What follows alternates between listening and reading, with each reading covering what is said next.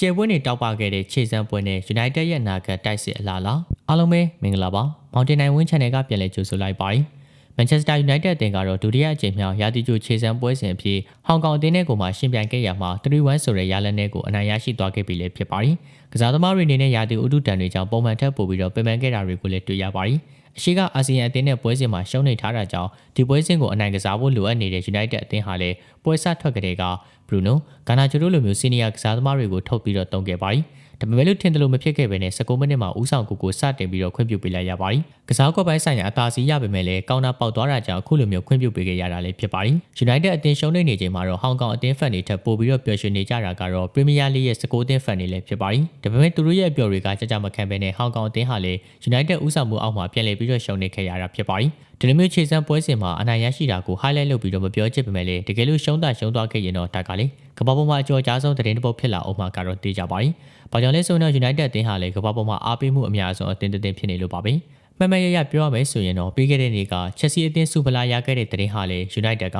အာဆီယံအသင်းကိုရှုံးတာလောက်အရေးမပါခဲ့ပဲနဲ့ဒီကမ္ဘာလုံးကသတင်းတင်ဆက်သူတွေကလည်း United အသင်းကိုသာအသာပေးပြီးတော့တင်ဆက်ခဲ့ကြတာကတော့တက်တည်တစ်ခုပဲဖြစ်ပါတယ်။ဒီလိုမျိုးတွေကြောင့်လည်းဒီပွဲမှာတော့တေချာပေါက်ကိုအနိုင်ရမှဖြစ်မယ်လို့အမိုရီတယောက်ကတော့စီစဉ်လာခဲ့ပုံရပါတယ်။ဒုတိယပိုင်းပြန်စရဲဆိုတာနဲ့တင်ကိုမှခြေစွမ်းတွေကျနေတဲ့ White အပေါဝင် Garnacho, Bruno တို့ကိုပါအနာပေးခဲ့ပြီးတော့လူငယ်ကစားသမားလေးတွေကိုပဲပွဲထွက်ခွင့်ပေးခဲ့ပါတယ်။ပထမပိုင်းမှာတူတင်ကိုတွေကိုရှင်ပြိုင်ခဲ့ရမှာတေချာပေမဲ့လို့ချက်ခိုင်မှုပိုင်းအရာကတော့ United အသင်းတွေနဲ့ဒုတိယပိုင်းမှာတေချာပေါက်ကိုပြန်လည်ပြီးတော့ဦးဆောင်နိုင်မယ်ဆိုတာအမိုရီတယောက်ကတော့ကောင်းကောင်းကြီးကိုမှသိနေပုံပါပြီ။ဒါကြောင့်လည်းလူငယ်ကစားသမားလေးတွေကိုယုံကြည်စွာနေရာပေးထားခဲ့တာဖြစ်ပါတယ်။17ယောက်လုံးကိုအပြောင်းလဲလုပ်ပေးခဲ့ပြီးတော့ကစားကွက်ကိုလည်းပြန်လည်ပြီးတော့အသစ်ပုံပေါ်ခဲ့ပါတယ်။ဒီလိုမျိုးပြောင်းလဲမှုတွေပြုလုပ်ပြီးသွားတဲ့နောက်မှာတော့ United အသင်းဟာလည်းဟောင်ကောင်အသင်းကိုတည်တည်တာဖိကစားလာနိုင်ခဲ့ပြီးတော့ပွဲချိန်မိနစ်50အရောက်မှာတော့အသင်းရဲ့ကျယ်ဝန်းတိုက်စစ်မှုလေး OB မာတင်ကခြေပေါက်ကိုသွင်းယူနိုင်ခဲ့ပါတယ်။ခြေစွမ်းနေတဲ့ OB ကတော့တပွဲစလုံးမှာခြေစွမ်းပြခဲ့ပြီးတော့ဒုတိယမြောက်သွင်းကိုတော့ပွဲချိန်80မိနစ်မှာသွင်းယူနိုင်ခဲ့တာဖြစ်ပါတယ်။တစ်ဖက်ကဟောင်ကောင်အသင်းတွေကလည်းကစားသမားပြောင်းလဲမှုတွေကိုပြုလုပ်ပြီးတော့ United အသင်းကိုရင်ဆိုင်ပါတော့လေ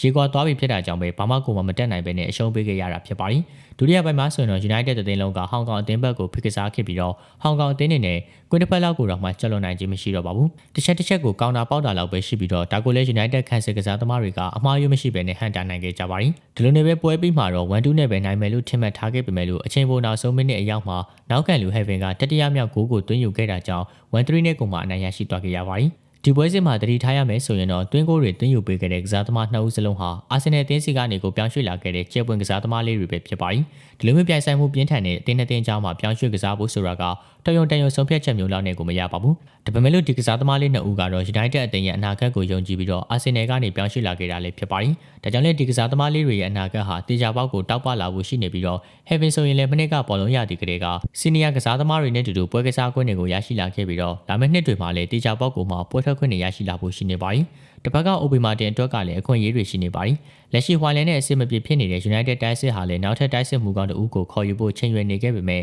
ချန်ပီယံလိဝင်ခွင့်မရရှိခဲ့တာကြောင့်တိုက်စစ်မှုတွေကလည်းလာဖို့တုံ့ဆုံနေကြပါတယ်။ဒီအချိန်မှာ18နှစ်သားလေး OB မာတင်ကိုအခွင့်အရေးတွေပေးလာနိုင်ပြီးတော့ OB အနေနဲ့ကလည်းအကောင်းဆုံးအသုံးချသွားနိုင်စီဖို့မျှော်လင့်နေရတာဖြစ်ပါတယ်။ပေတတို့ကရော United နိုင်ပွဲပေါ်ဘယ်လိုမျိုးထင်မြင်သုံးသပ်မိတယ်လဲဆိုတာလေးဆွေးနွေးပေးခဲ့ကြပါဦးနော်။အားလုံးကိုကျေးဇူးတင်ပါတယ်။